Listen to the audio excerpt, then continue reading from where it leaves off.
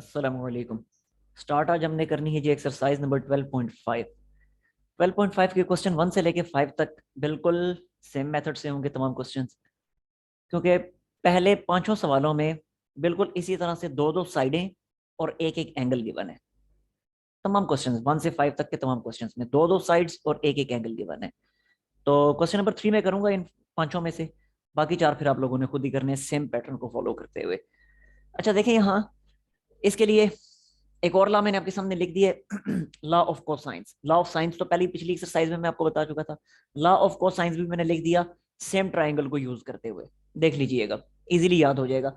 ए square है तो उधर एंगल अल्फा आ जाएगा, बी स्क्वायर है तो वहां एंगल बीटा आ जाएगा, यहाँ सी स्क्वायर है तो वहां एंगल गैमा आ जाएगा।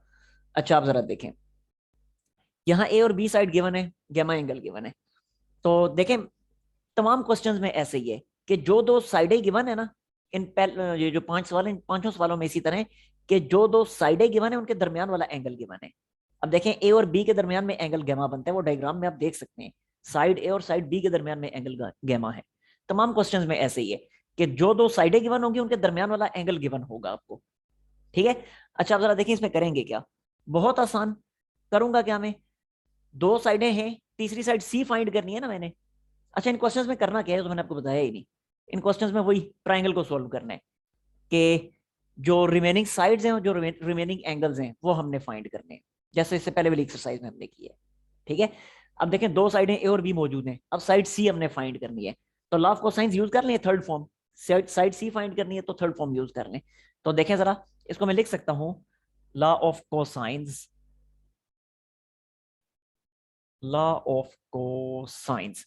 सो ये मैंने लिखा C square is equal to A square plus B square minus two A B cos of gamma. C square is equal to values put कर दें। देखें ए स्क्वायर है यानी अंडर रूट 3 - 1 का स्क्वायर प्लस अंडर रूट 3 -1 का, sorry under root 3 + 1 का square. ठीक हो गया। -2 अंडर रूट 3 - 1 अंडर रूट 3 + 1 और साथ में आ जाएगा कोस ऑफ 60 डिग्री। ठीक है। Now C square is equal to, directly calculator में डाल के इनको मैं सॉल्व कर रहा हूं और यहां मैं आंसर लिख रहा हूं। ठीक है, मैं एक मिनट सॉल्व कर रहा हूं जरा। इस सारे का आंसर आता है, इस पूरे का आंसर 6 बनेगा। और यहां से सी की वैल्यू क्या आ जाएगी, सी की वैल्यू आ जाएगी सिंपली अंडर रूट 6। ठीक हो गया। अच्छा अब यहाँ पे प्लस माइनस लगाने की जरूरत नहीं है। वजह उसकी ये है कि सी जो एक साइड है, लेंथ है ट्राइंगल की एक साइड की, और लेंथ कभी नेगेटिव नहीं हो सकती, इसलिए बस पॉजिटिव साइन ही आएगा। अच्छा अब ये सी की वैल्यू आ गई। दो साइडें, तीनों साइडें अब हमारे पास मौजूद हैं, अब एक एंगल भी है। अब चाहे तो लॉ ऑफ कोसाइंस को ही यूज करके आप बाकी के दो एंगल्स फाइंड कर सकते हैं, या चाहे तो अब लॉ ऑफ साइंस यूज कर लें। अब क्योंकि लॉ ऑफ साइंस यूज करना ज्यादा आसान है तो अब इसलिए मैं लॉ ऑफ साइंस यूज करके एक एंगल फाइंड कर लूंगा। ठीक है। तो कोई सा भी एंगल फाइंड कर लें, गैमा मौजूद है ना, चाहे तो अल्फा फाइंड कर लें चाहे तो बीटा फाइंड कर लें। तो अब मैं लॉ ऑफ साइंस यूज कर रहा हूं, ये आपकी अपनी चॉइस है। कोसाइन यूज करें या साइंस यूज करें। No law of sines, according to law of sines मैं फाइंड करना चाहता हूं अल्फा एंगल। तो मैं लिखूंगा फिर ए बाई साइन अल्फा। लिख दिया ए बाई साइन अल्फा। अब दूसरी साइड कौन सी आएगी, बी बाई साइन बीटा आएगी या सी बाई साइन गैमा आएगी। तो क्योंकि मेरे पास बीटा एंगल मौजूद नहीं है तो इसलिए मैं बी बाई साइन बीटा नहीं लिखूंगा, लेकिन गैमा एंगल भी मेरे पास मौजूद है और साइड सी भी मौजूद है, तो इसलिए मैं वो लास्ट वाली जो रेशो है सी बाई साइन गैमा, अब वो लिखूंगा फिर मैं। सो आई हैव रिटन। ठीक है। नाउ अल्फा एंगल में फाइंड करना चाह रहा हूं तो क्रॉस मल्टीप्लाई कर दें। ये लिखा A multiply sine of gamma divided by C is equal to sine alpha. बस अब वैल्यूज पुट कर दें। तो sine alpha is equal to क्या है, ए की वैल्यू, ए की वैल्यू है अंडर रूट 3 - 1, फिर आएगा साइन ऑफ गैमा, गैमा की वैल्यू क्या है 60 डिग्री। सो ये लिख दिया sine of 60 degree divided by under root 6। ठीक है। तो यहां से साइन अल्फा क्या बना, अगेन मैं कैलकुलेटर से इसको सोल्व करता हूं और फिर मैं लिखता हूं। ले भाई, ये मैंने आपके सामने लिख दिया। इसको सॉल्व करेंगे तो ये बनेगा। अगले स्टेप में साइन को उधर ले जाके इन्वर्स करेंगे तो अल्फा की वैल्यू आ गई 15 डिग्री। अब देखें गैमा एंगल भी है, अल्फा एंगल भी है। अब कोई लॉ ऑफ साइंस यूज करने की जरूरत नहीं, कोई लॉ ऑफ कोसाइंस यूज करने की जरूरत नहीं बीटा एंगल के लिए। डायरेक्टली अब लिख दें alpha plus beta plus gamma is equal to 180, क्योंकि ट्राइंगल के केस में ऐसा ही होता है, alpha plus beta plus gamma equals to 180 degree. Now just we have to put these values. Alpha की जगह आ जाएगा 15 डिग्री, बीटा एंगल हमने क्योंकि फाइंड करना है ऐसे आएगा, गैमा 60 है and that is equal to 180 degree. अब यहां से क्या बनेगा, 15 प्लस 60 क्या बनता है, 75 बनता है, उधर ले जाके सब्ट्रैक्ट करें तो 105 डिग्री एंड दैट्स ऑल, खत्म। ठीक, बाकी ये चारों सवाल आपने इसी मेथड से कर लेने हैं। मैं नेक्स्ट क्वेश्चन की तरफ चलता हूँ।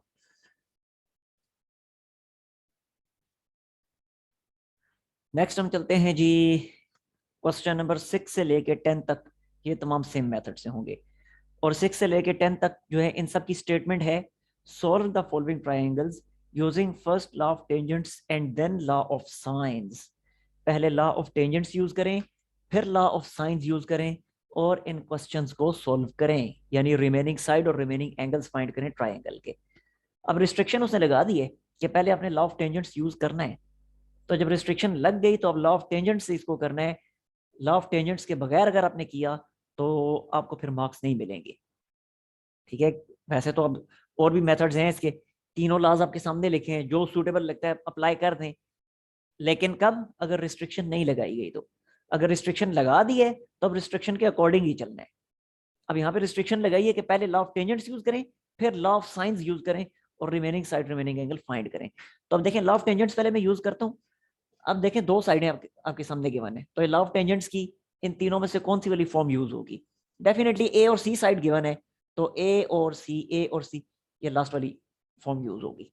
ठीक है, तो देखें इसके अकॉर्डिंग मैं लिखता हूं, ये मैंने लिखा law of tangents, law of tangents.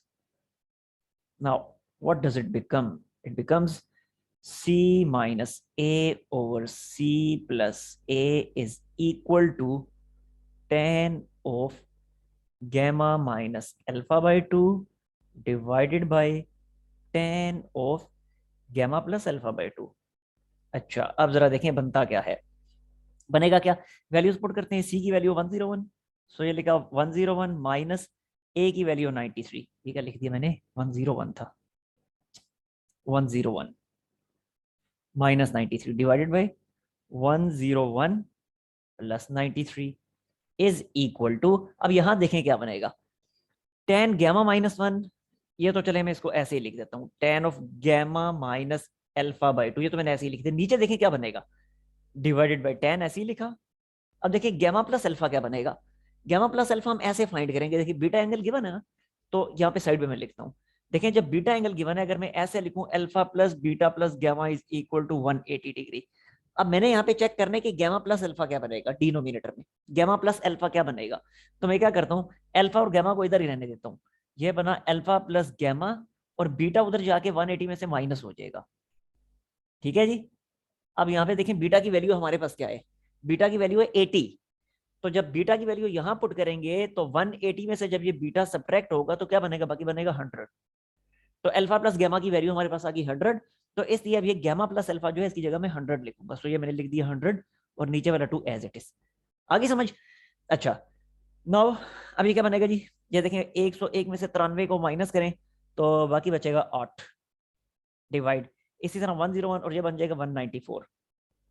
ठीक, इज इक्वल टू ये tan of gamma minus alpha by 2 तो मैंने ऐसे ही लिखा, जबकि नीचे है tan 50, और tan 50 कैलकुलेटर से फाइंड कर लेते हैं क्या बनेगा और इधर पुट कर देते हैं।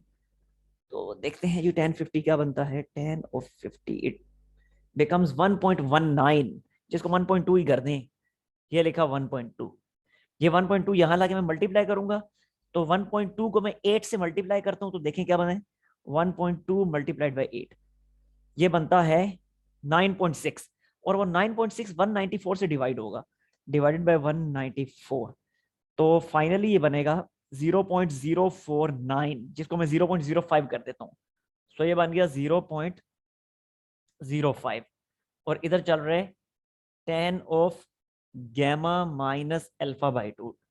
ठीक है जी, डायरेक्टली सोल्व किया मैंने। अगले स्टेप में tan को इधर लाके इनवर्स करें, तो tan inverse of tan inverse of 0.05, देखते हैं क्या बनता है। tan इनवर्स ऑफ 0.05 ये बनेगा tan इनवर्स ऑफ 0.05। अच्छा ये इसको पहले मैं, एक मिनट, इसको मैं कर लेता हूँ रेडियन मोड में। इस चीज का आप लोगों ने ख्याल रखना है कि ये जो है ना 0.05, ये रेडियंस में, डिग्रीज में नहीं है। तो जब आप कैलकुलेटर यूज करेंगे, tan के इधर लाके इन्वर्स करेंगे तो इसको रेडियन मोड में लेके जाने, डिग्री मोड में नहीं रखना। ठीक है, तो मैं फाइनल आंसर लिखता हूँ यहाँ पे। अच्छा देखें जी, ये आपके सामने मैंने इसको सिंप्लीफाई करके रख दिया, सोल्व कर दिया। tan उधर जाके tan का इन्वर्स हुआ तो ये बना, फिर 2 को यहाँ लाके मल्टीप्लाई किया तो गामा माइनस अल्फा ये आया। अच्छा एक आई एम सॉरी, मिस्टेक मुझसे होगी छोटी सी। कैलकुलेटर को उसमें रेडियन मोड में नहीं लेके जाना, डिग्री मोड में ही रखना है। ये थोड़ा मैंने आपको मिसगाइड कर दिए।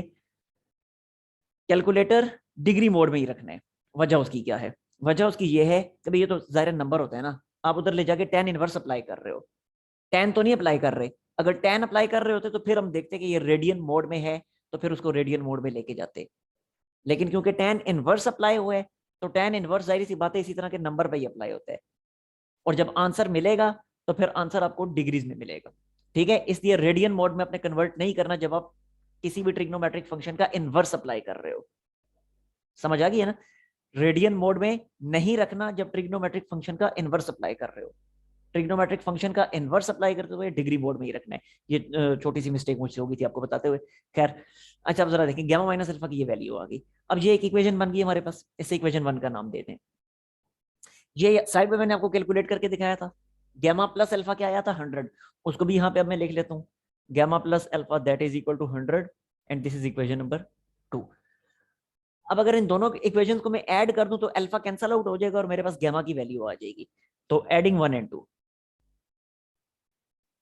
एडिंग 1 एंड 2 ऐड करेंगे तो अल्फा अल्फा कैंसल क्योंकि ऑपोजिट साइंस है, बाकी बनेगा 2 गामा और ये बन जाएगा 105.72 डिग्रीज। और यहां से गामा क्या आ जाएगा सर? 2 उधर जाके जब डिवाइड होगा, 2 डिवाइड होगा तो देखते हैं क्या बनेगा।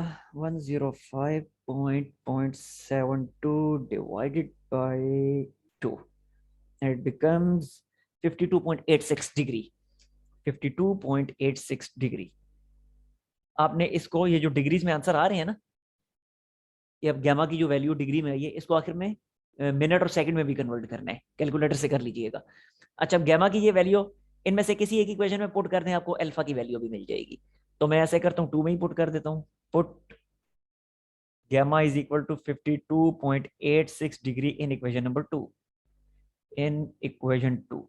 तो देखें इक्वेशन 2 क्या बनेगी? वो बनेगी अल्फा इज इक्वल टू 100। जरा गामा को उधर ले जाके जब मैं सब्ट्रैक्ट करूंगा तो alpha equal to 100 minus 52.86 degree. तो क्या बनेगा? अल्फा इज इक्वल टू, क्या बन जाएगा ये, कैलकुलेटर से कर लेते हैं, -100, ये बनता है -47, sorry 47, not -47, 47.14 degree.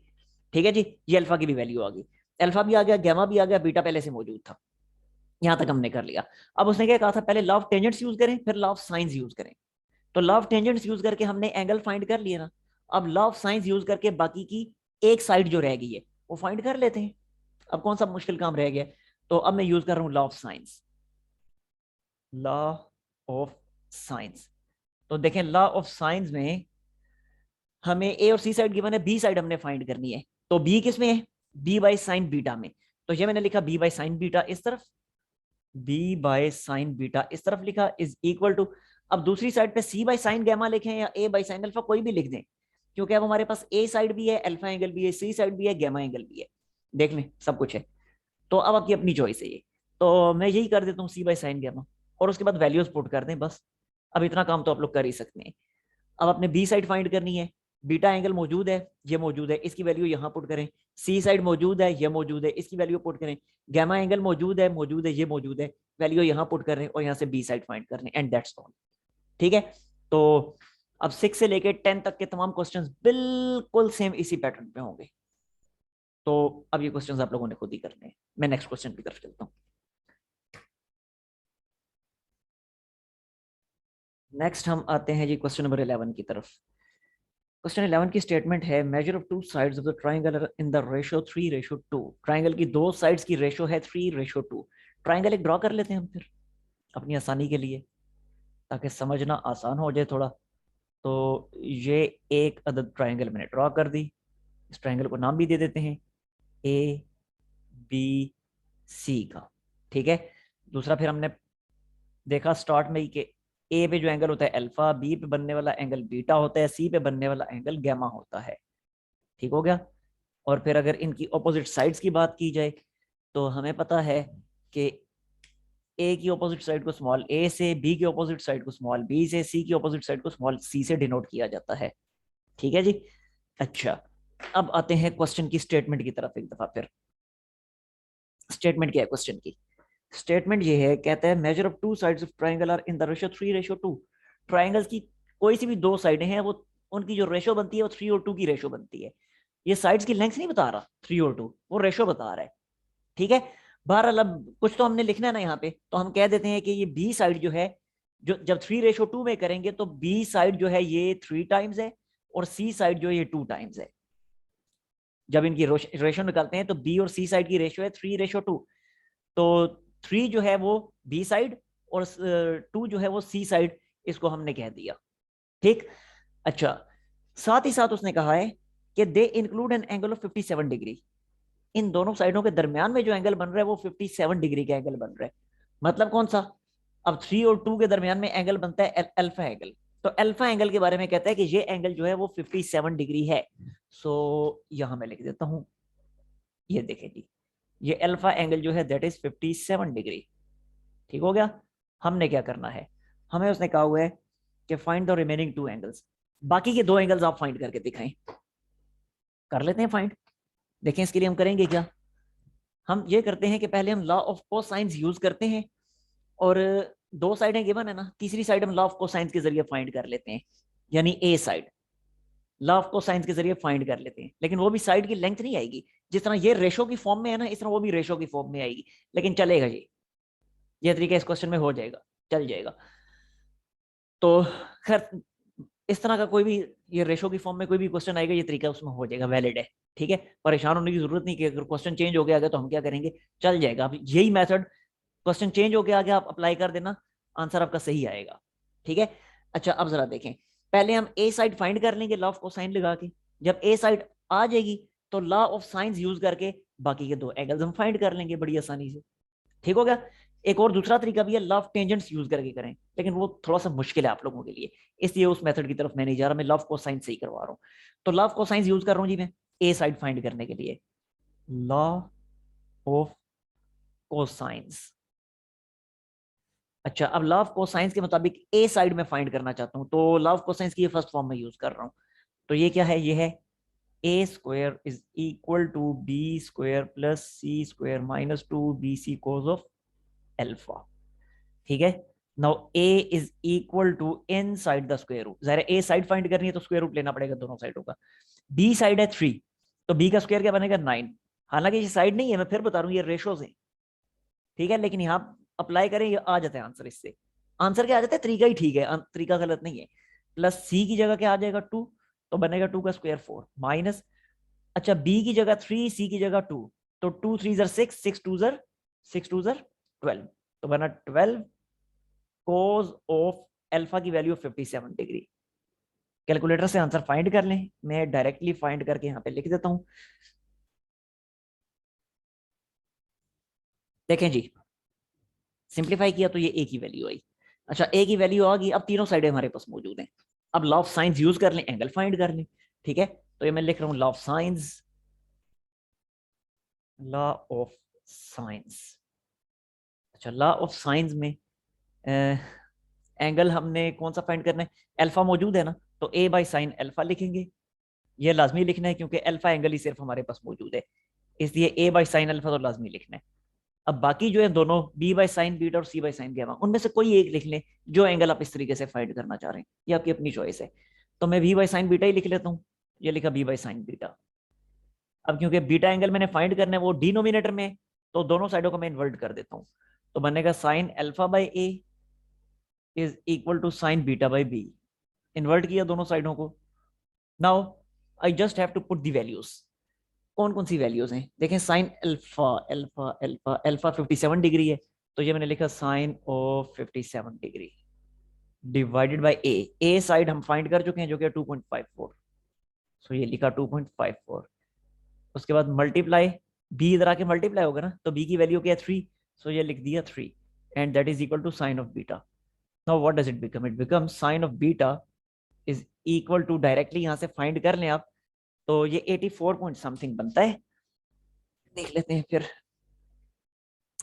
Sign of 57 degree multiplied by 3 and divided by 2.54, ये बना 0.99। इस पे साइन इनवर्स अप्लाई करें तो साइन इनवर्स ऑफ 0.99 और ये बन गया 81.89, यानी 81.9 degree. Beta is equal to 81.9 degree. ठीक है जी, बीटा की वैल्यू आ गई। अल्फा हमारे पास पहले से ही कौन सा मौजूद था, अल्फा मौजूद था, सही है। अब अब आखिर में alpha plus beta plus gamma is equal to 180 degree. ठीक है, यहाँ पे वैल्यूज पुट करें अल्फा बीटा की, गामा की वैल्यू यहाँ से आपको मिल जाएगी। That's all. मैं चलता हूँ नेक्स्ट क्वेश्चन की तरफ। नेक्स्ट आते हैं जी हम क्वेश्चन नंबर 12 की तरफ। लास्ट क्वेश्चन है एक्सरसाइज 12.5 का। कहता है two forces of 40 newton and 30 newton 40 newton and 30 newton are represented by A B and B C. दो फोर्सेज हैं ए बी और बी सी। तो ये देखें, ये ए बी फोर्स मैंने ड्रॉ की, A B force vector quantity है ना, तो इसलिए एरो मैंने लगाया ए बी फोर्स। दूसरी है बी सी फोर्स, मीन्स कि वो बी से स्टार्ट होती है और सी पे जाके एंड होती है, तो ये दूसरी फोर्स मैंने ड्रॉ कर दी बी सी फोर्स, ये सी पे आके एंड हो गई। अच्छा, इन दोनों के मैग्नीट्यूड बताए हमें, ए बी का मैग्नीट्यूड है 40 न्यूटन, तो ये फोर्स जो है ये 40 न्यूटन की है, और बी सी का मैग्नीट्यूड बताया हुआ है 30 न्यूटन, तो ये आ गई 30 न्यूटन की फोर्स। अब हमने क्या करना है, साथ एक और बात भी बताइए कि इन दोनों के दरमियान जो एंगल है वो 147.25 147 degree and 25 minutes, 147 degree and 25 minutes. करना क्या है, कहता है find A C the resultant of these two forces. A C force find करें जो इन दोनों का रिजल्टेंट है। ए सी जाहिर है ए से स्टार्ट होगी सी पे जाके एंड होगी, तो लें भाई, ये वो ए सी फोर्स है। थोड़ी खराब होगी डायग्राम, लेकिन चलें, समझ आ गई होगी आपको। ये ए सी फोर्स हमने फाइंड करनी है। ठीक है, करेंगे क्या हम, सबसे पहले नेमिंग कंप्लीट कर लेते हैं। हमें पता है कि बी की ऑपोजिट साइड है ना, इसको स्मॉल बी का नाम दे देते हैं। ए की ऑपोजिट साइड है, इसको स्मॉल ए का नाम दे देते हैं। ऐसे ही सी की ऑपोजिट साइड है, तो इसको स्मॉल सी का नाम दे देते हैं। आगे समझ बात की। और ये जो एंगल गिवन है ये बीटा एंगल होगा, क्योंकि बी पे बन रहा है ना, so this angle is beta angle. अब हम स्टार्ट करते हैं। ए सी का मैग्नीट्यूड हमने फाइंड करना है, जिसको बी का नाम हम दे चुके हैं, तो अप्लाई कर देते हैं लॉ ऑफ कोसाइंस। तो लॉ ऑफ कोसाइंस के मुताबिक क्या बनेगा, B square is equal to, second form बन रही है लॉ ऑफ कोसाइंस की, B square square is equal to C square plus A square minus 2ca cos of beta. Put करने values, so B square is equal to C square, क्या C की value 40 है तो बनेगा 40 square, ए की value 30 है तो बनेगा 30 square minus 240 into 30 into cos of 147 degree and 25 minutes. ठीक है जी, सारे को सिंप्लीफाई कर लें, अब आपको सिंप्लीफाई करना आता ही है। तो बी स्क्वायर की वैल्यू क्या आ जाएगी, मैं अब सिंप्लीफाई करके यहाँ पे लिख रहा हूँ। नहीं भाई, सॉल्व कर दिया मैंने, बस सिंप्लीफाई किया और उसमें कुछ भी नहीं करना था। बी स्क्वायर ये आ गया और स्क्वायर रूट लें तो ये बी की वैल्यू आ गई, और यही हमने फाइंड करनी थी। तो लिहाजा रिजल्टेंट फोर्स जो बनी वो बनी 67.24 न्यूटन्स। ठीक है जी, तो ये थी एक्सरसाइज 12.5। नेक्स्ट टाइम फिर इंशाल्लाह स्टार्ट करेंगे 12.6। तब तक के लिए अल्लाह हाफिज।